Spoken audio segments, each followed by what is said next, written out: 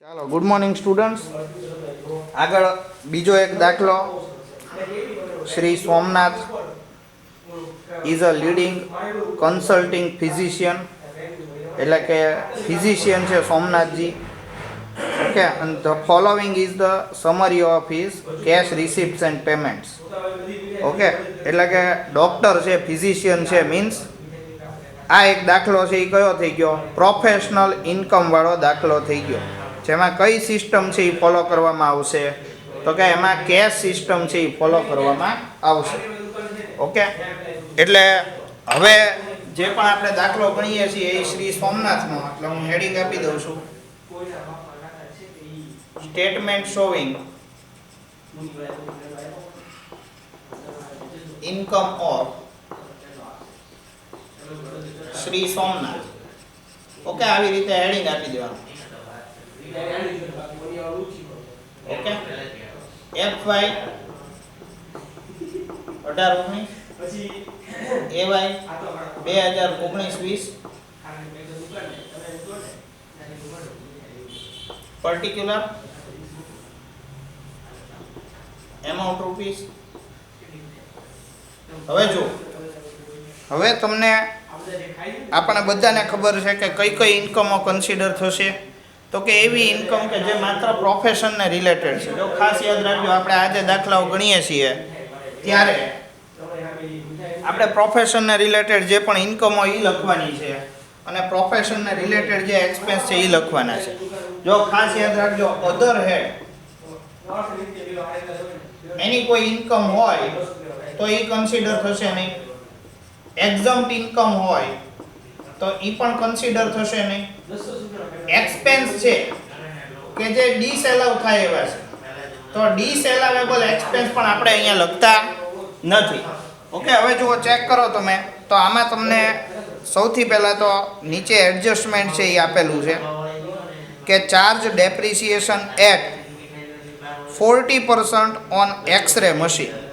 જુઓ, ડેપ્રિસિએશન છે એ તમારે 40% એપ્લાય કરવાનું છે. તો ઇન્કમ અથવા તો જે રિસિપ્ટ્સ હશે એ તમારે અહીંયા લખવાની, અને જે પણ આપણા એક્સપેન્સીસ હોય એ બધા તમારે અહીંયા લખવાના છે. લેટ્સ સે પેમેન્ટ્સ. ઓકે, એ બધા તમારે અહીંયા લખવાના, જે માઇનસ કરવાના છે. હવે જો એક્સરે મશીન છે એ 40%ના ક્રાઇટેરિયામાં છે. એટલે અહીંયા જ્યારે તમે ડેપ્રિસિએશન કાઉન્ટ કરો છો તો એની ઉપર કેટલું ડેપ્રિસિએશન કાઉન્ટ કરવાનું છે એક્સરે મશીન ઉપર? તો કે એક્સરે મશીનનું જે ડેપ્રિસિએશન છે એ 40% છે. હવે તમે આ ચેક કરવા જાઓ તો આજે એક્સરે મશીનનું 40% આપણે એમ કહીએ કે એનું ડેપ્રિસિએશન છે, તો એક્સરે મશીનની કોઈ ઓપનિંગ બેલેન્સ આપી છે, ચેક કરો. તો તમને કોઈ પણ પ્રકારની ઓપનિંગ બેલેન્સ છે એ એક્સરે મશીનની આપેલી નથી. હવે એની કોઈ ઓપનિંગ બેલેન્સ નથી આપી તો તમે જુઓ, તમે પેમેન્ટ સાઈડ તમને એક વસ્તુ જોવા મળશે કે પરચેઝ ઓફ એક્સરે મશીન 5,87,500. એટલે કે એક્સરે મશીન છે એ પરચેઝ થયું છે કેટલું? તો કે 5,87,500. હવે એની 40% એમાઉન્ટ છે એ તમને શું મળશે? ડેપ્રિસિએશનમાં મળશે. ઓકે, તો એની 40% રકમ આપણે ગણી નાખીએ તો 5,87,500 અને 40% મીન્સ 2,35,000. કેટલી એમાઉન્ટ આવે? 2,35,000. એટલે કે આપણું જે ડેપ્રિસિએશન છે એ તમે અહીંયા માઇનસ કરી શકો કે depreciation on X-ray machine. Okay, 2,35,000 આ માઇનસ થશે. ઓકે, પછી આગળ તમને કીધું કે મોટર કાર 15%. ઓકે, તમને એની ઉપર ડેપ્રિસિએશન કેટલું ગણવાનું કીધેલું છે? 15%, 15%. ઓકે, તો ડેપ્રિસિએશનની જે વેલ્યુ થશે એ તમે ચેક કરો કે 1 એપ્રિલ 2018ની તમને બેલેન્સ આપી. જુઓ, એટલે કે ડેપ્રિસિએશન આની ઉપર કાઉન્ટ કરીએ મોટર કાર ઉપર, તો મોટર કારનું જે ડેપ્રિસિએશન છે એ કેટલું છે?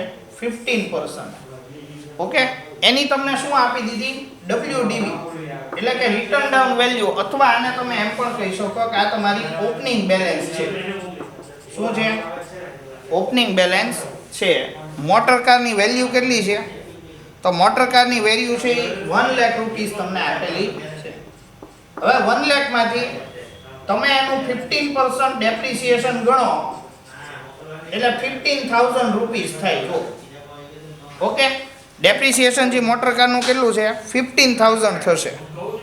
પણ તમને અંદર એમ કીધું કે 1/3 of car expense is in respect of its personal use. જો મોટર કારનો જે એક્સપેન્સ છે એ 1/3 પર્સનલ યુઝ માટે થયેલો છે.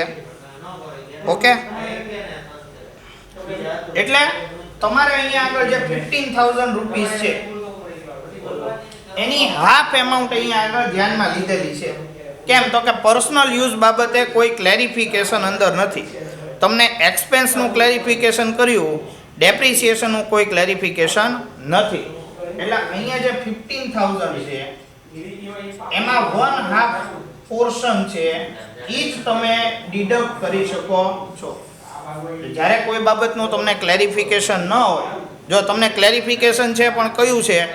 મોટર કારના એક્સપેન્સનું ક્લેરિફિકેશન છે.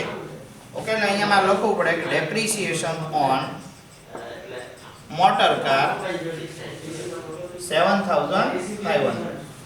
ઓકે, પછી આગળ વધો. તો આગળ તમને એમ કીધું unrecorded consultation fees amounting to rupees 1,61,500, 1,61,500 detected by ITO after scrutiny of passbook and other document. જો અનરેકોર્ડેડ એટલે કે બુક્સમાં તમે લખેલા જ નથી એવી તમને ફીની એમાઉન્ટ છે એ કેટલી છે? 1,61,500. તમારે અહીંયા લખી નાખવું પડે ફીસ, અને અહીંયા લખી નાખવાનું બ્રેકેટમાં અનરેકોર્ડેડ. હવે જો આ જે ફીસ છે એ આપણી કેવી ઇન્કમ છે? ખાસ યાદ રાખજો, તમે ડોક્ટર છો અને તમને ફીની એમાઉન્ટ મળી છે તો એ તમારી પ્રોફેશનલ ઇન્કમ છે. કેવી ઇન્કમ છે? પ્રોફેશનલ. તો પ્રોફેશનલ્સ છે એની જે ઇન્કમ છે એ તમારી કેવી થાય? ટેક્સેબલ જ થાય. એટલે 1,61,500. પછી આગળ વધો. The amount of bank loan was utilised for purpose of marriage. Okay, જે લોન તમને મળેલી છે, લોન ફ્રોમ બેંક ₹20,000, એ તમે મેરેજમાં કાંઈક યુઝ કરેલી છે, એને કોઈ આપણે મતલબ નથી. ઓકે, બધા એડજસ્ટમેન્ટ છે એ પૂરા થઈ ગયા. ઓકે, હવે તમને ઇન્કમ અને એક્સપેન્સ આપેલા છે. તો સૌથી પહેલાં રિસીપ્ટ પેમેન્ટ એકાઉન્ટ હોય તો તમે પહેલાં ઇન્કમ છે એ આપણે ચેક કરી લઈએ. સૌથી પહેલાં તમને આપી દીધું opening cash balance. Opening cash બેલેન્સની અહીંયા કોઈ ઇફેક્ટ આવે નહીં. પછી આગળ વધો. કન્સલ્ટેશન ફી 29,70,000 કન્સલ્ટેશન ફી છે. જો તમારી પ્રોફેશનલ ઇન્કમ થઈ તો કે હા, તો કન્સલ્ટેશન ફીસ છે એ તમે લખી શકો છો. કેટલી છે? 29,70,000. પછી આગળ વધો. સેલરી ફ્રોમ મેડિકલ કોલેજ એટલે કે ડૉક્ટર સાહેબ છે એ મેડિકલ કોલેજના સ્ટુડન્ટને ગાઈડ કરવા માટે ગયા અને એનો સેલરી એમને મળ્યો 36,800, જે સેલરીના હેડમાં ટેક્સેબલ છે. પ્રોફેશન અથવા તો બિઝનેસ પ્રોફેશનના હેડમાં કન્સિડર થતું નથી, એટલે એની કોઈ ઇફેક્ટ અહીંયા આગળ આવશે નહીં. ઓકે, પછી જુઓ. Cell of shares 1,15,000.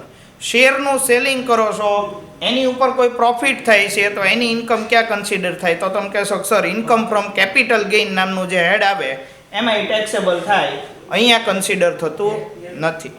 ઓકે, પછી આગળ વધો. Bank interest, dividend. હવે જો બેંક ઇન્ટરેસ્ટ ને ડિવિડન્ડ છે એ ઇન્કમ ફ્રોમ અધર સોર્સિસના હેડમાં જશે, અહીંયા આગળ કન્સિડર થતું નથી. જે વસ્તુ કન્સિડર નથી થતી, જ્યારે આપણે પ્રોફેશનલનો દાખલો ગણીએ છીએ ત્યારે અહીંયા કોઈ પણ જાતની એન્ટ્રી આવતી નથી. ખાસ ધ્યાન રાખજો. પછી આગળ વધો. Cash gifts on son's marriage. Marriage ઉપર જે પણ તમને ગિફ્ટ રિસીવ થઈ છે એ ટેક્સ ફ્રી છે. ઓકે, એટલે કે ઇન્કમ છે એ આપણી પૂરી થઈ ગઈ. એક્સપેન્સ સાઈડ આવી જાઓ. તો એક્સપેન્સીસમાં તમને પહેલો જ એક્સપેન્સ આપ્યો, expenses of consulting room. Consulting રૂમનો જે એક્સપેન્સ છે that is purely your professional expense. Professional expense છે એ તમે માઇનસ કરી શકો. એક્સપેન્સ ઓન કન્સલ્ટિંગ રૂમ, આ એક્સપેન્સ છે એ તમારો માઇનસ થશે. 14,60,300, 14,60,300. પછી આગળ વધો. પરચેઝ ઓફ એક્સરે મશીન, તો એક્સરે મશીનનું જે પણ ડેપ્રિસિએશન હતું એ આપણે માઇનસ કરી નાખ્યું. હવે જો motor car expense, motor car expense 33,000 છે, એમાંથી તમને એમ કીધું કે 1/3 પોર્શન છે. જો અહીંયા હું એક્સપેન્સ છે એ ધ્યાનમાં તમને લેવડાવી લઉં. આ એક પ્રકારનું હિડન એડજસ્ટમેન્ટ છે જે તમારા ધ્યાનમાં હોવું જોઈએ.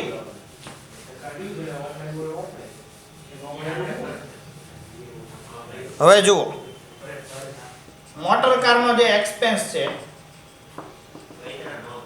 ઈ કેટલો છે? 33,000. એમાંથી તમને એમ કીધું કે 1/3 છે ઈ કેવો છે? પર્સનલ છે. તો એનો મતલબ એમ થયો કે 2/3 જે એક્સપેન્સ છે એ કેવો થઈ ગયો? પ્રોફેશનલ છે. એમ જ થાય ને? ખાસ યાદ રાખજો, આ એક્સપેન્સમાં તમને એમ કે 1/3 એક્સપેન્સ છે ને એ સાહેબ પર્સનલ છે, તો બાકીનો પોર્શન કેટલો રહ્યો? 2/3. એટલે આપણે અહીંયા મોટર કારનો 2/3 પોર્શન હોય એ આપણે માઇનસ કરી શકીએ છીએ. અહીંયા લખી નાખવાનું મોટર કાર એક્સપેન્સ 33,000 અને 2/3 છે એનો પ્રોફેશનલ પાર્ટ છે. હવે 33,000 મલ્ટીપ્લાય બાય 2/3 કે 22,000. ઓકે. હવે જુઓ, મોટર કારનો જે એક્સપેન્સ છે એ કેટલો એક્સપેન્સ છે? 22,000. પછી આગળ વધો તો લાઈફ ઇન્સ્યોરન્સ પ્રીમિયમ. આપણને બધાને ખબર કે લાઈફ ઇન્સ્યોરન્સ પ્રીમિયમ છે that is purely personal expense. પછી આગળ marriage expense of his son, તો મેરેજનો જે એક્સપેન્સ છે that is also personal expense. આ પણ કોઈ પ્રોફેશનલ એક્સપેન્સ નથી. That's why no effect. આગળ વધો, એડવાન્સ ઇન્કમ ટેક્સ, તો ઇન્કમ ટેક્સ જે પે કરો છો that is also personal expense, એટલે એ પણ ધ્યાનમાં નહીં આવે. અને છેલ્લે આવશે હાઉસહોલ્ડ એક્સપેન્સ. હાઉસહોલ્ડ એક્સપેન્સ એટલે પ્યોરલી ઘર ખર્ચ કહેવાય, તો એ પણ તમારો પર્સનલ એક્સપેન્સ થયો, એટલે એ પણ તમને માઇનસ કરવા મળતો હોતો નથી. એટલે અહીંયા આગળ આપણે એડજસ્ટમેન્ટ પણ પૂરા કર્યા અને રિસીપ પેમેન્ટ એકાઉન્ટ પણ પૂરું કર્યું. એક વખત જોઈ લઈએ આપણે આમાં કે કઈ રીતે અહીંયા આગળ તમે અસર આપો છો. તો 29,70,000. એક વખત આપણે જવાબ ચેક કરી લઈએ બરાબર છે કે નહીં, કોઈ ભૂલ નથી ને? ઓકે. તો ન જોઈ પણ છતાં એક વખત શું કરવું પડે? આપણે ચેક કરી લેવું પડે. હવે જો બુકમાં એક જગ્યાએ એમણે ભૂલ કરેલી છે કે 1/3 પોર્શન ઇઝ પર્સનલ, તો 2/3 છે એ પ્રોફેશનલ થાય. ખાસ યાદ રાખજો, અહીંયા એમણે 2/3 લેવાનું હતું, એમણે ભૂલમાં શું લઈ લીધું છે? 1/3 લઈ લીધું છે. It's okay. આપણે અહીંયા આગળ 22,000 જ માઇનસ કરવાના થાય છે. પછી આગળ જોઈએ તો 7,500 અને 2,35,000. એટલે બધી વસ્તુઓ બરાબર છે એક્સેપ્ટ આ એક કારનો જે એક્સપેન્સ છે એમાં બુકમાં પ્રિન્ટિંગ મિસ્ટેક છે અથવા ગણતરીમાં ભૂલ થયેલી છે. આ જે જવાબ છે એ બરાબર છે. ઓકે. 1,61,500 પ્લસ 29,70,000 એટલે કે 31,31,500. ઓકે.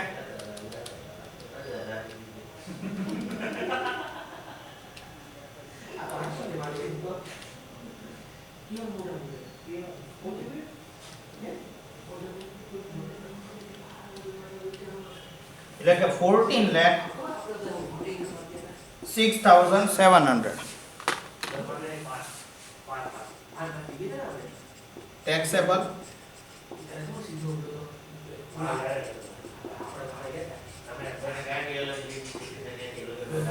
ઓકે. એટલે આટલી વસ્તુઓ છે એ આપણે ધ્યાનમાં રાખીએ એટલે આપણો દાખલો છે એ શું થઈ જતો હોય છે? કમ્પ્લીટ થઈ જતો હોય છે. ઓકે. એટલે આવી બધી બાબતો છે એની ઉપર થોડુંક ધ્યાન રાખજો. થોડીક ઝીણી ઝીણી બાબતો પણ છે, પણ આપણે થોડુંક ધ્યાન આપશું તો બહુ વાંધો આવે એવા દાખલા નથી. Nothing is complicated. તમે જુઓ, આમ જોવા જાઓ તો દાખલા છે કેવા છે, સાવ સિમ્પલ છે. ઓકે, છતાંય તો હવે નેક્સ્ટ ટાઈમ આપણે ગૂગલ મીટનો જે લેક્ચર છે એ હવે રાખી દેવો છે. એટલે નેક્સ્ટ વીકમાં જ્યારે તમારું આવશે ત્યારે ગૂગલ મીટવાળો જે લેક્ચર છે એ આપણે લઈ લઈશું. એટલે તમારો ડાઉટ્સ છે એ પણ ક્લિયર થઈ જાય. ઓકે, સારું, ચાલો અત્યારે આટલું રાખું છું.